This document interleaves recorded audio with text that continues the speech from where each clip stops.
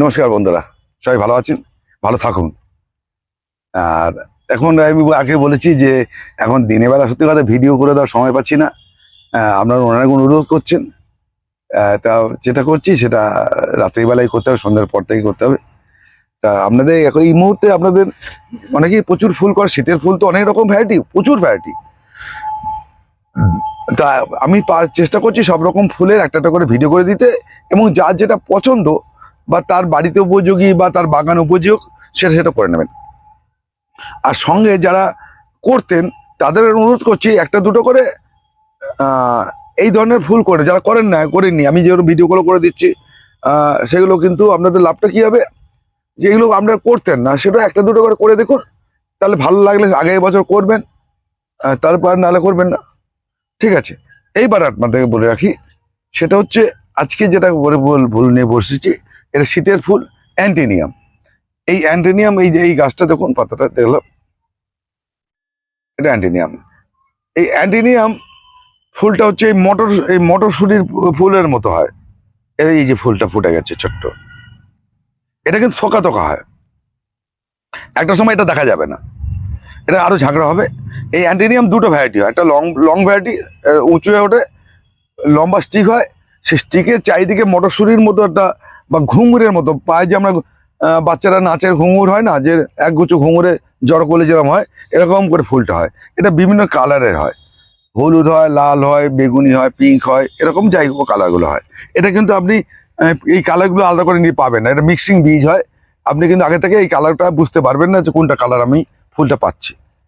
তা এই অ্যান্টিনিয়াম, এই ছোট অ্যান্টিনিয়াম, এবার বলছি এটা লম্বা ভ্যারাইটি হয় আর এটা ডব ভ্যারাইটি হয়। এটা কিন্তু ছোট্ট গাছে হয়, ওই ঝাঁকড়া হবে এটা কিন্তু। এইটা কিন্তু আমি পরবর্তীকালে আমি এটা কিন্তু বড় টবে দিয়ে দিচ্ছি, এর থেকে আমি এইটা কিন্তু আর থাকবে না। এইবার হচ্ছে এই অ্যান্টিনিয়ামটা আপনারা এরকম 4 ইঞ্চি টবে বসাবেন। এই তৈরি করা মাটি, আমি আর তৈরি করা মাটির সম্বন্ধে বললাম না, কেন বারবার করে একই মাটি বলাও ভাল লাগে না। এরকম চারাটা কিনে আনবেন, এটা 2 ইঞ্চি পট, এটা 1 ইঞ্চি পটও পাওয়া যায়। এখন কিন্তু এগুলো পাবেন সব জায়গায়, নার্সারিতেই পেয়ে যাবেন, বিভিন্ন নার্সারিতে এগুলো পেয়ে যাবেন। এবার আপনি ওনাকে জিজ্ঞেস করবেন যে লং ভ্যারাইটি না ডব ভ্যারাইটি, এই দুটো ভ্যারাইটি হয়। এবার আপনি সেই বুঝে নেবেন আমার যেটা ভালো লাগবে। এটাকে ঠিক এরকম করে খুলে নিয়ে, এই দেখুন শেকড় হয়ে আছে, এটাকে বসিয়ে দিন। আপনারা কিন্তু এই গাছটাকে কোনো খাবার দেবেন না। কি দেবেন, একবার থেকে দুবার হিউমিক অ্যাসিড দেবেন। আমি বারবার করে হিউমিক অ্যাসিডের কথা বলি। পারলে এই মাটির সঙ্গে কিন্তু ফিরুডন পাউডারটা মিশিয়ে রেখে দেবেন। আর হচ্ছে 1261 সপ্তাহে 2 দিন দেবেন, 2 দিন 1261 জল করে দেবেন। 1261 এটা এনপিকে এবং বিভিন্ন কোম্পানির পাওয়া যায়, নাম বলছি না। এটা হচ্ছে 1 লিটারে 2 গ্রাম দিয়ে সেই জলটাকে রেখে দেবেন, দেখবেন গাছ ঠকঠক করে বেড়ে উঠবে, শেকড় ভালো হয়ে গেল হারিয়ে যাবে। এবার এই গাছটা কিন্তু, এইটা অ্যান্টিনিয়ামের ছোট গাছ, এই অ্যান্টিনিয়ামটা কিন্তু এর খাওয়ার ক্ষমতা এসে গেছে। একে একে আপনি খাবার দিতে পারেন। কি খাবার দেবেন, আপনি মাঝে মধ্যে এই টপটার জন্য হয়তো 5-6টা করে দানা আপনি দেবেন, 10-26-26 দেবেন। আর খোলের জলও দিতে পারেন ভাতের সঙ্গে মিশিয়ে। এবার এই গাছটাকে আপনি কি করবেন, এই গাছটা আমরা কি করব, আমরা এরকম 6 ইঞ্চি টয়, 6 ইঞ্চি এটা পট বলে, বা 8 ইঞ্চি, এটা এই পটে আমরা দিয়ে দেবো এটাকে খুলে। এবার আপনাদের বারবার করে বলি যে ছোট টব থেকে বড় টব, আমরা এই বড় টবে করতে পারি, কিন্তু তখন এটা মাটিটা হাফ দেবেন। আপনার মনে করেন যে আমার তো টপ চেঞ্জ করার ক্ষমতা নেই বা আমি পারবো না, তাহলে এরকম টবই আপনারা দেবেন, হাফ মাটি দিয়ে করবেন। তারপর মাটিটা এই যে গাছ বলছে, এই যে লকপক করছে এই যে গাছটা, এই অবধি মাটি দিয়ে দেবেন, এই গোড়া অবধি মাটি দেবেন। এই যখন ডালটা ছেড়েছে এই ডালের অবধি মাটি দিয়ে এরকম করে দিয়ে মাটি দিয়ে দেবেন, তাহলে গাছ সোজা হয়ে যাবে। ঠিক আছে, আমরা এইভাবে গাছটা করবেন।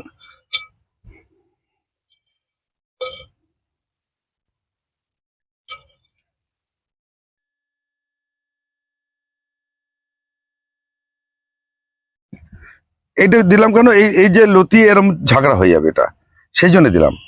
আর একটা কথা বলে রাখছি, প্রথম দিকে এই ফুলটা কিন্তু কেটে দেবেন। এই যখন ফুলটা আসবে, আপনাদের একটা কথা বলবি, ধৈর্য ধরে বা মাথা ঠান্ডা করে, কেন আপনারা অনেক সময় মাথা ঠান্ডা কেন বলছি, ফুল কাটতে আমার গায়ে মায়া লাগবে, আমরা এই ফুলটাকে কেটে দেবেন। এই সিজন ফ্লাওয়ার ক্ষেত্রে, ঝাগড়া করার ক্ষেত্রে, এই গাছে যখনই ফুল আসবে, যতক্ষণ না ঝাগড়া হচ্ছে ততক্ষণ আমরা ফুল নেবেন, ফুল কেটে যাবেন, এই ফুল কেটে যাবেন। ঠিক আছে, এই ফুল কেটে দিলে আপনার আরো সাইড ব্রাঞ্চ বেরোবে, আর যত সাইড বেরোবে তত ভালো হবে।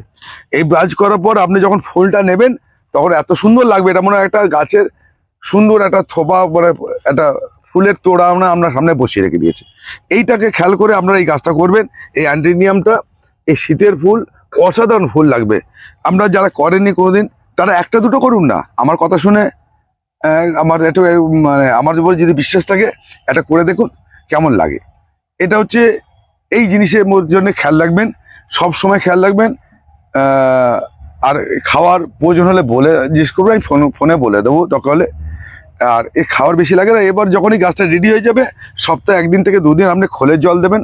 আপনি একটু 10-26-26 বা সুফলা মিশিয়ে দেবেন। আর তখন আর এই দরকার নেই, ডিএপি দরকার নেই। খোলের জলের সঙ্গে ভাতের ফ্যানের সঙ্গে এটা মিশিয়ে খুব ভালো কাজ করে।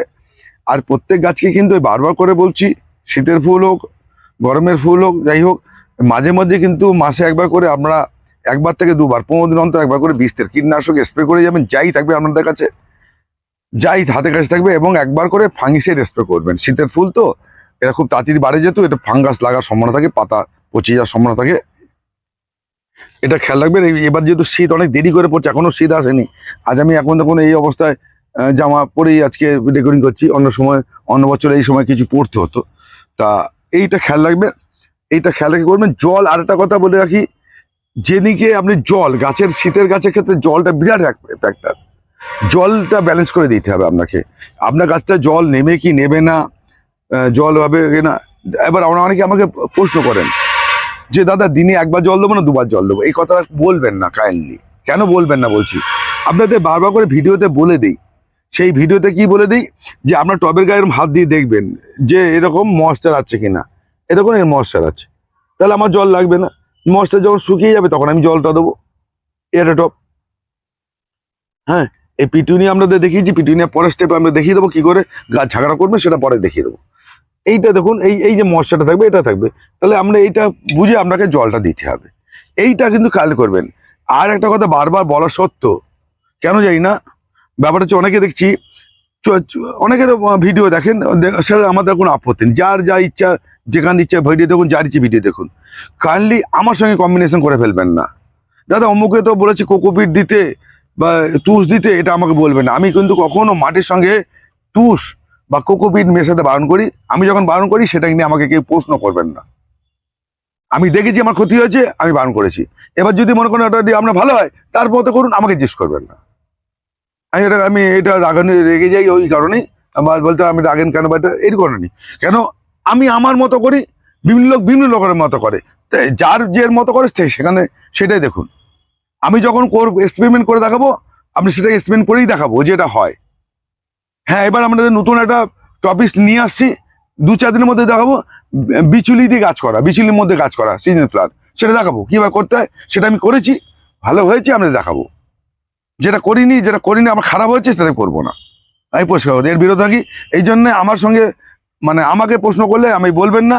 আর যদি কেউ কোকোপিট দিয়ে আমাকে বললেন না আপনার গাছ ক্ষতি হলো, অথচ বলছেন না, লুকিয়ে রাখেন, এটা করবেন না, করবেন না। টব হালকা হওয়া কিসে আছে, আপনাদের একটা কথা বলে রাখি, অনেকে বলে যে টব নাকি মাটি হালকা হলে শেকড় বিস্তার করে, এটা এক সম্পূর্ণ ভুল ধারণা, একদম সম্পূর্ণ ভুল ধারণা। কেন ধারণা বলছি, মাটি শক্ত হলে শেকড় ভালো যায়, কেন যায় বলছি।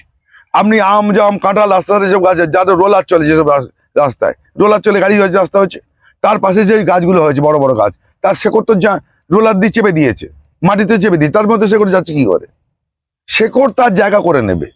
এর জন্য হালকা করতে হবে না মাটি।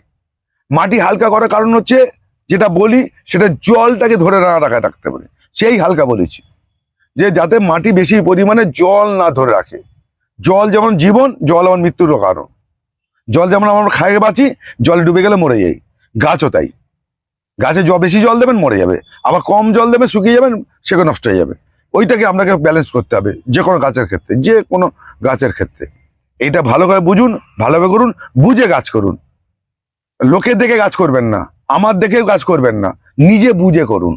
আমি যে বললাম অন্ধ মতো করবেন তাও না, আপনি নিজে বুঝুন, নিজে শিখুন, নিজে জেনে করুন, তাহলে আপনার ভালোভাবে বুঝতে পারবেন, শিখতে পারবেন, সারা জীবন আপনার কাছে থাকবে।